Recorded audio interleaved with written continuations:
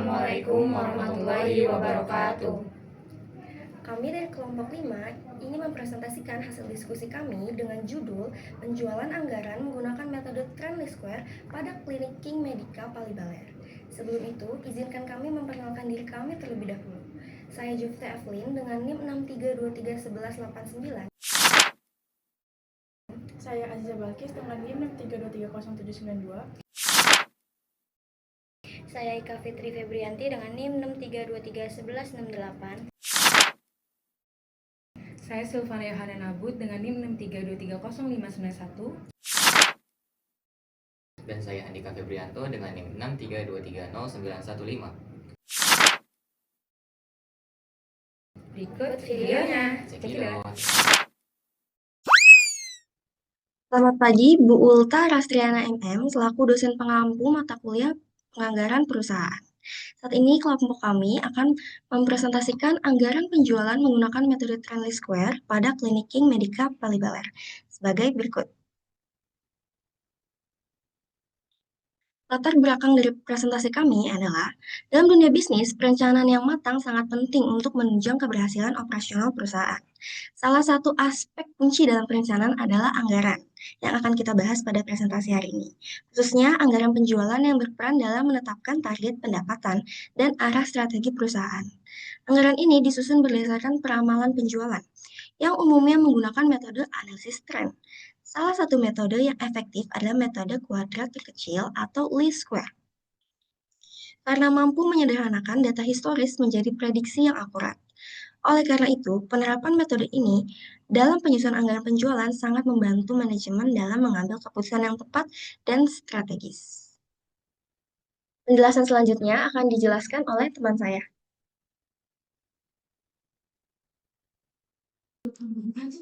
Oke, selanjutnya kita akan membahas rumusan masalah. Nah, dalam penelitian yang sudah kita analisis ini, kita memiliki 5 rumusan masalah, yaitu yang pertama, apa yang dimaksud dengan metode least square?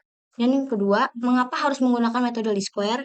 Ketiga, apa rumus perhitungan metode least square? Yang keempat, bagaimana cara perhitungan anggaran tahunan pada Klinik King Medica menggunakan metode least square? Dan yang terakhir, bagaimana metode least square dapat digunakan untuk memprediksi penjualan di masa depan?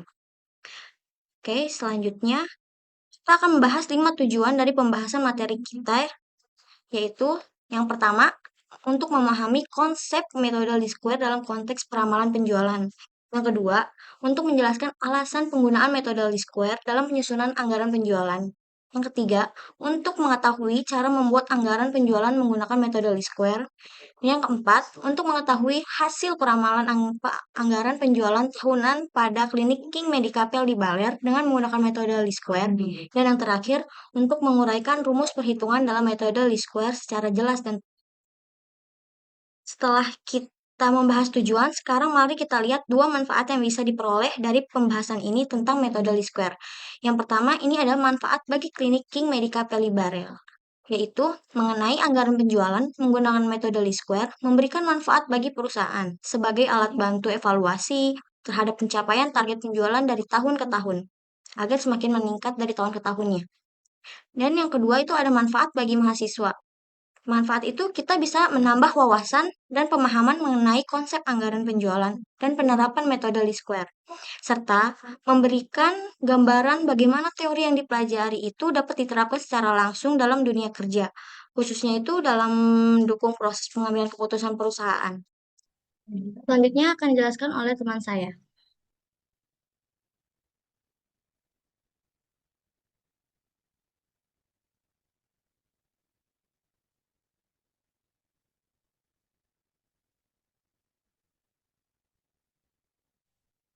Oke, baik. Di sini selanjutnya saya akan membahas tentang ruang lingkup dari penelitian ini. Penelitian ini memiliki ruang lingkup yang terbatas pada penyusunan anggaran penjualan di Klinik Medica Palibaler, yang merupakan klinik yang bergerak di bidang layanan kesehatan sekaligus penjualan obat-obatan. Fokus penelitian ini adalah pada penggunaan metode Trenly Square, yaitu metode matematis dalam analisis deret waktu yang digunakan untuk melihat tren penjualan berdasarkan data historis. Data yang digunakan dalam penelitian ini mencakup periode tahun 2018 sampai dengan tahun 2022 dan Hasilnya digunakan untuk meramalkan penjualan selama 5 tahun ke depan, yaitu dari tahun selanjutnya, yaitu tahun 2023 sampai dengan tahun 2027. Dengan ruang lingkup seperti ini, diharapkan hasil penelitian dapat membantu pihak klinik dalam menyusun strategi penjualan dan perencanaan keuangan yang lebih akurat di masa yang akan datang. Setelah ruang lingkup, selanjutnya di sini saya akan membahas langsung tentang studi kasus. Sebelum melakukan prediksi atau peramalan penjualan obat di klinik King Medica Palibarel, terlebih dahulu, dibutuhkan data penjualan pada periode sebelumnya. Dalam hal ini, data yang digunakan adalah hasil penjualan obat selama 5 tahun terakhir, yaitu dari tahun 2018 sampai dengan tahun 2022. Pada tabel berikut, kita bisa melihat pembandingan antara target penjualan dan hasil penjualan sebenarnya di setiap tahunnya. Misalnya pada tahun 2018 hingga 2022, target penjualannya selalu tetap yaitu sebesar 10 juta rupiah per tahunnya. Namun hasil penjualannya bervariasi. Contohnya di tahun 2018, hasil penjualan mencapai sekitar 79 juta rupiah dan terus mengalami fluktuasi dan peningkatan hingga mencapai 175 juta rupiah di tahun 2022. Dari data inilah kemudian dilakukan proses peramalan untuk memprediksi penjualan pada periode berikutnya, yaitu dari tahun 2023 sampai dengan tahun 2027. Dengan metode Trend Square, kita bisa memperkirakan tren penjualan di masa mendatang berdasarkan data historis yang telah ada. Materi selanjutnya akan disampaikan oleh teman saya.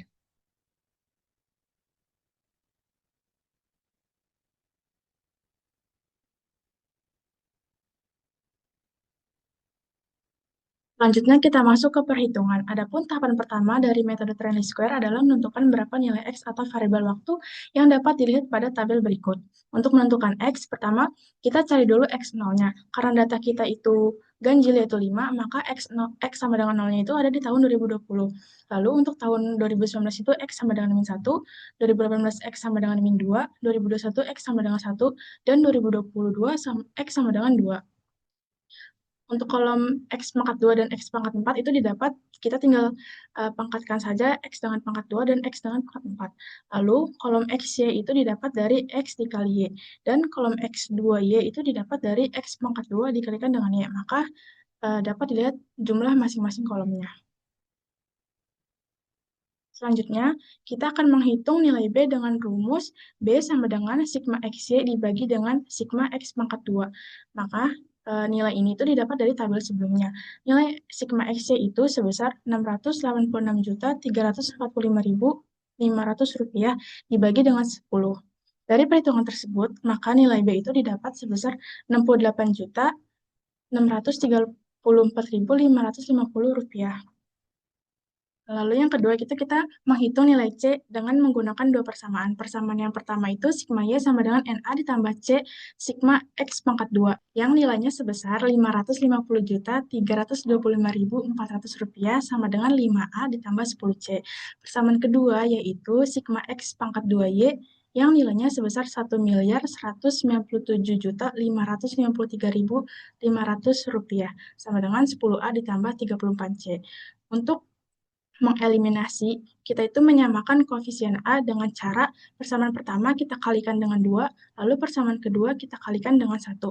Maka didapat sebesar minus 96.902.700 rupiah sama dengan minus 14C. Lalu ini kita pindah ruaskan, jadi C sama dengan min 14 dibagi dengan minus 96 juta, yang hasilnya sebesar 6.921.621 rupiah. Selanjutnya akan dijelaskan oleh teman saya.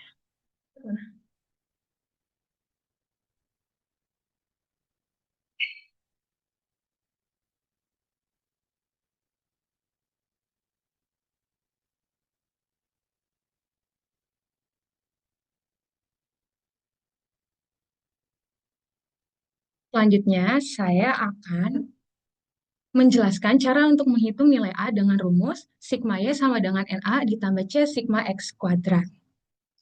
Diketahui bahwa sigma Y sama dengan 550.325.400 rupiah, nilai NA itu adalah 5A, dan nilai C sigma X kuadrat adalah 10C. Nilai-nilai tersebut kita dapatkan dari tabel perhitungan sebelumnya. Tinggal kita sesuaikan saja dengan rumus ini. Selanjutnya, setelah kita sesuaikan, Rp550.325.400 sama dengan 5A ditambah 10C. Karena nilai C-nya itu sudah kita ketahui sebelumnya, jadi C-nya itu kita ganti dengan nilai Rp6.921.621. Maka hasilnya yaitu 5A ditambah Rp69.216.210. Selanjutnya kita akan menukar posisi antara 5A dengan Rp550.325.400. Posisi 5A kita pindahkan ke 550 sekian, dan 550 sekian itu kita pindahkan ke posisi 5A. Maka hasilnya jadinya 5A sama dengan Rp550.325.400 dikurang Rp69.216.210. Kenapa ini jadi minus? Karena tadi kan kita melakukan perpindahan posisi angka, jadinya yang awalnya sebelumnya plus jadi berubah menjadi minus. Hasil dari Rp550.325.400 dikurang Rp69.216.210, yaitu Rp481.109.190. Hasil tersebut kita bagi dengan 5. 5 ini dapatkan dari 5A. 5-nya itu kita pindah posisikan, dijadikan pembagian. Maka dari hasil perhitungan tersebut didapatkan nilai A yaitu sebesar Rp96.227.838. Dari perhitungan yang telah dilakukan mencari nilai A, B, dan C, nilai-nilai tersebut kita masukkan ke rumus tren parabola yaitu Y sama dengan A ditambah BX ditambah CX kuadrat. Maka hasilnya yaitu Y sama dengan Rp96.221.838 ditambah Rp68.634.550 X ditambah Rp6.921.621 X kuadrat. Dari hasil perhitungan yang telah kita lakukan, maka penjualan obat dengan metode least square pada klinik King Medica tahun 2023 sampai tahun 2027 menunjukkan pertumbuhan yang sangat positif dari tahun ke tahun dengan rata-rata pertumbuhannya itu 42%. Peningkatan ini menjadi indikasi bahwa klinik memiliki peluang besar untuk menambah pendapatan dan memperluas pasar. Dengan kenaikan yang konsisten, mencerminkan bahwa klinik memiliki performa yang semakin membaik, serta strategi bisnis yang berjalan efektif dan kompetitif di pasar layanan kesehatan. Dengan metode least square, dapat dijadikan acuan untuk penjualan yang lebih akurat dan bisa dijadikan dasar untuk merancang strategi pemasaran dan pengembangan layanan. Manajemen juga dapat memulai langkah baru untuk merencanakan ekspansi, peningkatan fasilitas, atau penambahan layanan medis sesuai dengan proyeksi beberapa tahun ke depan. Selanjutnya, kesimpulan akan dijelaskan oleh teman saya.